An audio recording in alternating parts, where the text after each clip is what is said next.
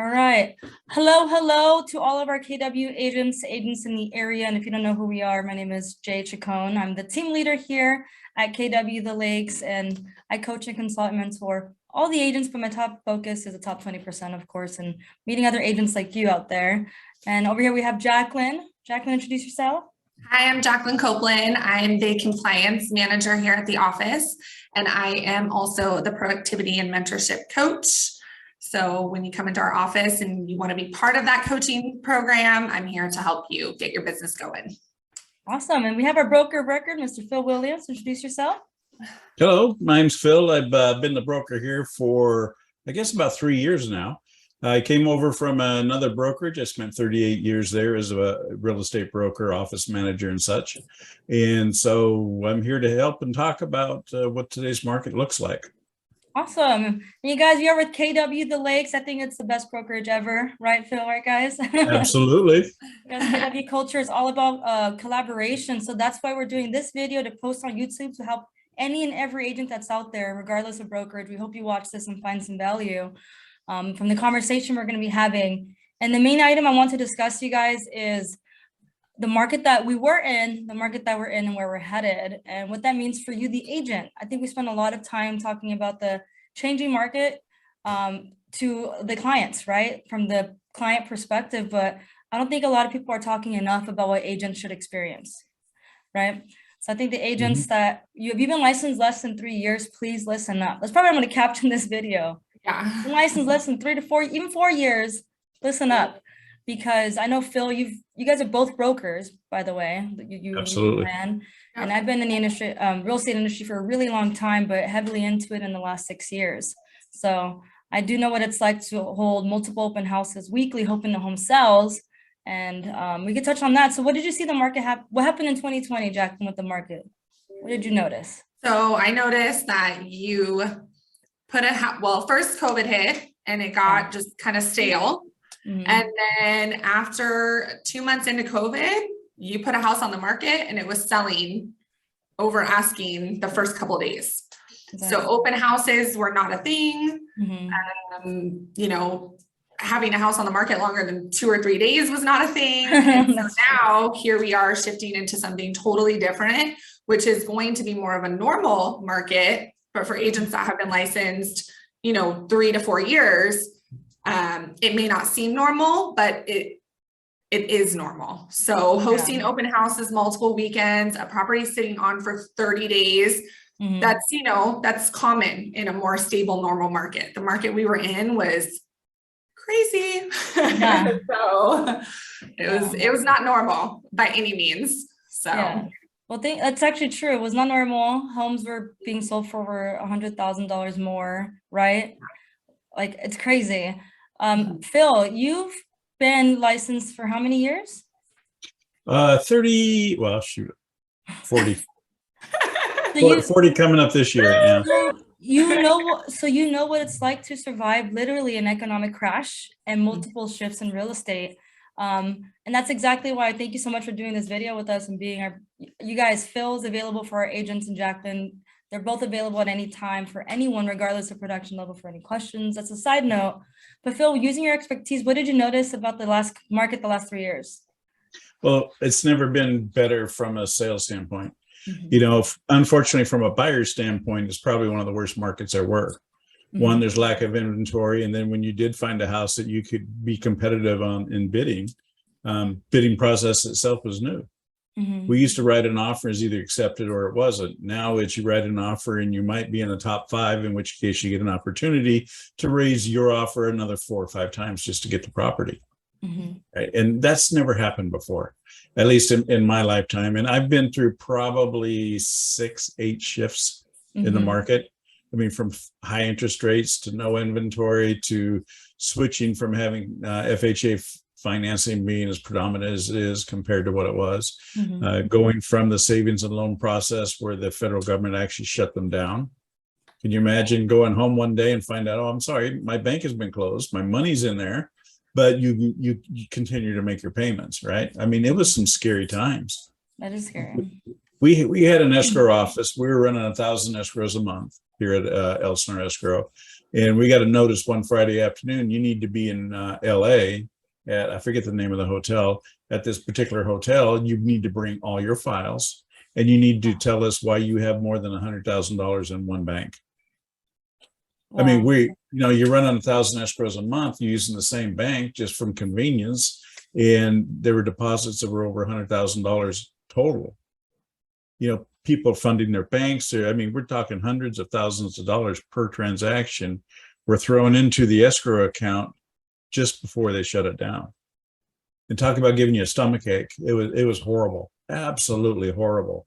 So those are bad times. The times that we're in now, you just need to be a realtor.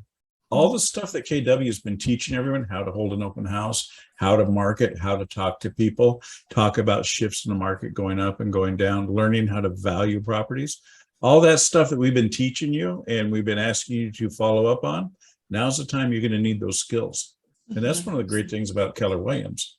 They prepare you for the market that's coming ahead. They don't necessarily spend a lot of time dwelling on the current market. They tell you what's coming up. And if you listen to what they tell you, they know what they're doing.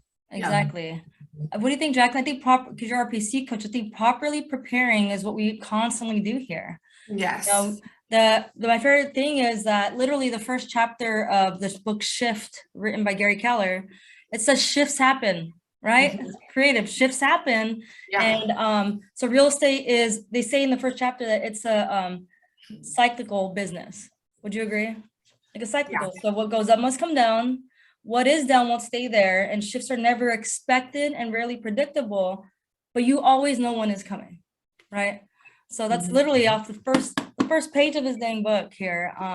So how do you think the conversations that we're having right now, Jacqueline, how important is it for the agents that are currently licensed, that have these buyers and that have had frustrations, or maybe they've let go of buyers because of the market we're in? What do you recommend that they start doing? So I think for agents that have had buyers that didn't get offers accepted in the last year or two, reaching out to that whole sphere that you had and getting them pre-approved in today's market, today's rates, getting them pre-approved, see what they qualify for, and then watching the properties that are coming up closely. Because right now I'm noticing that sellers are still over here saying my house is worth this, it's worth this, it's worth this, and it's sitting. So buyers are going to have more opportunity to put in offers that maybe are under asking, seeing if the seller takes that offer. If there's properties been sitting for 30 days, the likelihood that they will, if they have to sell, they're going to. So it's just being really strategic about that with your buyers, but making sure they're pre-approved with what rates are and being on top of that. Rates change every day. So you don't want to have a pre-approval from 30 days ago, be working with buyers, and then they're putting in offers coming to find out that they don't qualify anymore because their rate adjusted by 0.5% or something like that. So being in contact with your lender, making sure that the lender knows to, reevaluate their pre-approval, that's super important. And then I would say on the listing side, I was just having this conversation with another agent this morning from his open house this weekend, and being under the market. So when you're looking at comps, we're not looking at what sold 30 days ago. We're looking at what's pending, what just went into pending in the last week or two, and what's active on the market that compares most to that listing you're taking, and pricing it that way. Because if you're going to price it with comps, normally we do 90 days. That's how we teach CMAs. Yeah. We cannot do that right now when we're in this little shift here. You have to look at other comparables as well that what are you competing against in that neighborhood? You want to be under those other homes, because then yours is going to stand out. You're going to get the most traffic through there and hopefully get the best offers. So it's not pricing at the very top, because you're not going to get people in. They're not going to be coming down, banging down the door to come look at your listing. So those are kind of two pieces of advice I would give for each side of the transaction. That's actually really, really good, Jacqueline. You touched on two major points, right, Phil? Like, Phil, you've been on so many shifts, so you know how to approach the conversation of, now I see that buyers, you need to bring up their they were knocked down a bit in the last market.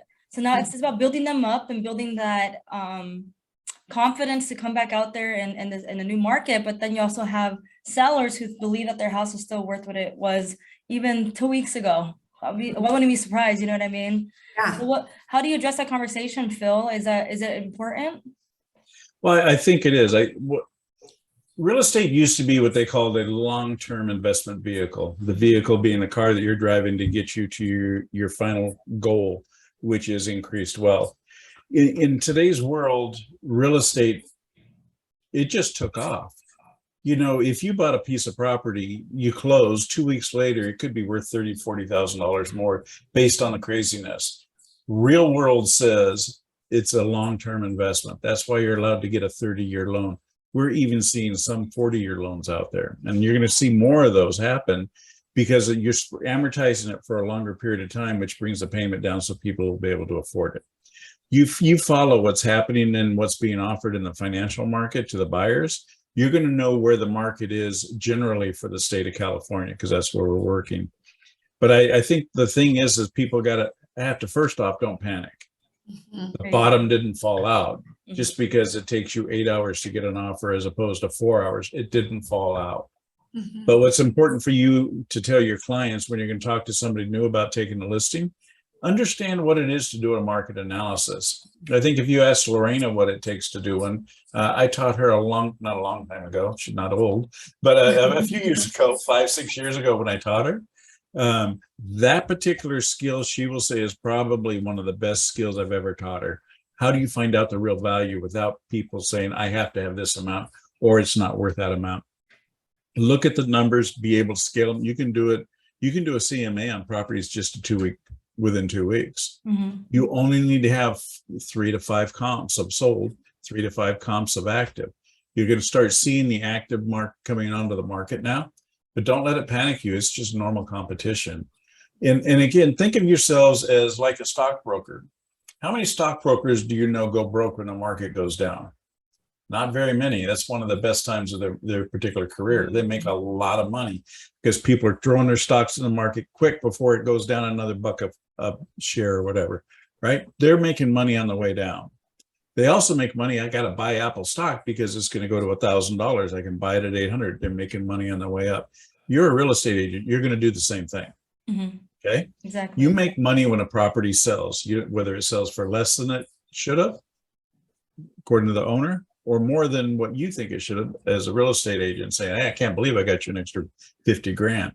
All right. Remember, you make money going up and down. You're going to be really considered an expert when you know the market, you know how to do those market analysis, just like Jackie was telling you. Think about them, do them at real time. Past couple of weeks, these 3 homes sold. Exactly. I've been in markets where we had to wait on our transactions before somebody else's closed. Yeah. Right. You have to call that agent. Is it closed? No, not yet. You know, the appraiser didn't get the report back yet. You wait another week, and everything is contingent upon somebody else having their escrow closed before you could close yours. Wow. So we're not anywhere near that market now. Right. We are in that market when you start talking about what's the current value. Look at the last 2. I say look at the last 2 weeks. If nothing's sold, go to 3 weeks. If nothing's sold, go to 4 weeks. And you'll find out when those last comps are. When you have to go back anywhere from, I don't know, 3 months to 6 months to 9 months to find a comp, that's when you're in a bad market. Right. There's a ton of real estate that's being sold out there. So don't let it worry you. Just know that you have to rethink your thinking. And understand that it's not just something that happened as fast as it has been. It's going to slow down a little bit, but now's a perfect opportunity for you to tell your people out there that you're trying to get listed, I'm an expert and here's why. And use us as, we've got agents in our office that have a combined 180 years of real estate experience. If we add up the brokers in here and some of the long-term agents, use that as your benefit. If you're just a newer agent, lean on us. We can help you. Call us, talk to us. If you really don't know how to figure out a price, spend some time with us privately. We'll teach you how to do it. We're here to help each and every one of the agents out there. Exactly. Thank you. Man, it's a good information. I know we want to keep this short and we can go into this, but we have some classes coming up, you guys. I think the biggest thing is being prepared. It's funny because when I first started in real estate, it's been years. I first started putting up open house signs, right? Years ago. But I just remember people saying buyers were the quickest money, right? That's the market that we were in. Buyers are the quickest money. Buyers will get you paid quickly because they close quickly. If you have a buyer, you have the power. But the last 3 years, it wasn't that, right? If you had a listing, you had the power. So it's kind of interesting to see how that perspective has shifted. So how normal is it, Phil and Jacqueline, both of you, for all the agents getting discouraged with the recent market right now? They're getting scared, they're being afraid that escrows and cancellations are happening. How normal is that? That's extremely normal, because when I first joined the real estate business, I was told that only 65% of buyers close. And Yeah. that's still the case. It may have went down during 2020, right? But I think that's the nut for NAR statistics. That's normal, right? Only 65%. Would you agree? Or is that something that agents should just have in their mind, that number? Yeah. So my perspective on that is, yes, it's very normal for escrows to cancel, Mhm. especially when buyers have more leverage. So in the market we are in for, three years, you got your offer accepted. You probably weren't walking from that house because it took you 20 offers Yeah. or more to get accepted. So they're better, unless there was some catastrophic, thing in the home, you're probably going to stick with it, right? So now buyers are seeing getting a little scared because rates jumped. That was the big thing the last couple of weeks. That was some of the cancellations I saw come through was because of that. They're scared and think the market's going to drop. Prices are going to drop. So I'm just going to wait. What they don't realize is that inventory is still at a very all-time low. I think we're like 2.5 months of inventory, where a normal stable market is around 6 months. So we still have this low inventory and a lot of buyers that need to buy homes. So the price drops that they're all expecting, like a crash of, 2008, 2009, Yeah. isn't being predicted, but buyers are hearing that hype and are scared. Mhm. So I think that the last month, that's kind of what happened as we kind of settle from that huge, hype of everything. They're going to realize, okay, prices aren't dropping that much, maybe 5-10 grand or something like that. I'm going to stick it out because, like, we're all hearing across social media, what is the term? Marry the house, something with a rate. Like if you marry, love the yeah. house, I keep hearing it everywhere. Yeah, marry the house and date the rate, right? Date the rate, because Something rates like will that. come back down. Rates They will come will. back down. But if you find a home that you absolutely love, you can afford it, then Exactly. buyers shouldn't be scared, because Shouldn't. ultimately you're paying someone else's mortgage if you're renting. That's the reality. So that's what as an agent, that's what I would always advise a buyer. Does it make sense for you on paper? If you're paying this much in rent, this is how much your payment's going to be to buy. You can always adjust that rate. And guess what? You own this house now. You build that equity. You're paying someone else's. You're building someone else's equity otherwise. So Yeah. that's my advice on that. And I think both of you, Phil and Jacqueline, one thing I heard even an agent make a video about it here in our office, one of our top agents, is this: you as an agent your job is to get to know your buyers, what they feel comfortable paying. Mhm. Yes, you're not a mortgage advisor, you cannot consult them on the mortgage, but your job and duty could be easily a question as far as you feel comfortable paying $3,000 a month. That's all you have to worry about, is that I'm finding you a home that fits your mortgage payment, the location you wanted, and the amount of bedrooms that you had. Mhm. With that comfort alone, interest rate does not matter. If I ask you, Phil, will you feel comfortable paying monthly? If you can find me a home that's like 28 or below, I'm not going to question that. I told you what I felt comfortable paying monthly. As soon as you have that number, you guys are struggling with those buyers, remind them of that. Be like, you told me you felt comfortable paying $3,000. I found you a home that's less than $3,000 a month. Doesn't matter about any interest rate. No, it's still gonna be less than $3,000. We're gonna do the numbers. You're gonna work with mortgage advisors, right? Your lenders for this number, right? But if you can find out what your buyers need. Set the expectation. I found you a home less than 3,000 in the area you wanted with the amount of bedrooms that you need. What are you afraid of? Unless that drastic mortgage increase raised the mortgage prices by thousands of dollars, I don't see that being an issue, because the last biggest increase was a few $100, and a few $100 is still better than thousands of dollars to renting, right? Yeah. Exactly. Yeah. So what do you think about that? Is that true, right? There, if you could find someone a home in the price range, Mhm. it shouldn't be an issue. So what do you think realtors should be doing right now? Well, I just like I think you said, Jay, if Yeah. you focused on what they can afford comfortably, it's Mhm. just like buying a car, right? I don't know if you've bought a new car, you go into the dealership and you say, hey, I want a pickup. Yeah. They say, okay, what do you want your payment at? They always ask you right up front, what is comfortable for your payment? Yep. And then they will find you the vehicle to fit in between. You thinking, hey, you know what? I don't want to spend more than $30,000. Well, if you focus on the $30,000, that means you have $500 left in your vehicle payment room that you're going to end up with something you're unsatisfied with. Mhm. So tell them, trust me and let me know what you're comfortable with. And then let me find something. Then we'll run those numbers down. Mhm. But the whole idea is, like Jay says, become a partner with your client. Mhm. So you know what? I know that my clients can afford $2,500. I know they want to live at this end of town because it's closer to work, or it's at a school where their kids have been going to for the past 6 years, and they can afford $2,500 a month. So Jay's job would be to go out and find a house that the payment's going to be that. Don't focus on the price, focus on the payment. Exactly. Because in the end, every single month they're going to be making that payment. And they're either going to love you or they're going to hate you. If you put them in the house that they can't afford, it's going to be your fault. You won't get a repeat customer. They tell you I can afford this amount, that's fine. Mhm. And then if interest rates go up, if house values go up, it doesn't matter. You're locked in because you're buying a house for 30 years. It's Mhm. going to change 3, 4, 5, 6 times the value of the home during the time that they're going to own it over a 30-year period. So Exactly. just like the stock market, you could buy Apple. If you bought Apple at $100 a share, you're doing great. If you went 3 months out and it went down to $50 a share, you didn't lose the money. You still have the stock. Exactly. If you hung on to it now, it's $600, $700, $800 a share now, right? Mhm. Long-term investments. And that's what folks forget about real estate. It's always Exactly. long-term. Yep. It's a long-term investment. I think that kind of got pushed out of everybody's brains when everyone was signing in 2020. People had homes, Yeah. even the home that we purchased in Temecula, the owner only had it for 2.5 years barely, but took advantage of that market that we were in, which is in that the last couple of years, like I said, you guys, it's just a phase in real estate that probably won't happen again. And if you're waiting for the prices to go down, you're never going to see that market, especially not even in I can't speak forever, but in the next 5 years, you're not going to see that. It's not going to happen. So Right. we have to set the right expectations with our buyers.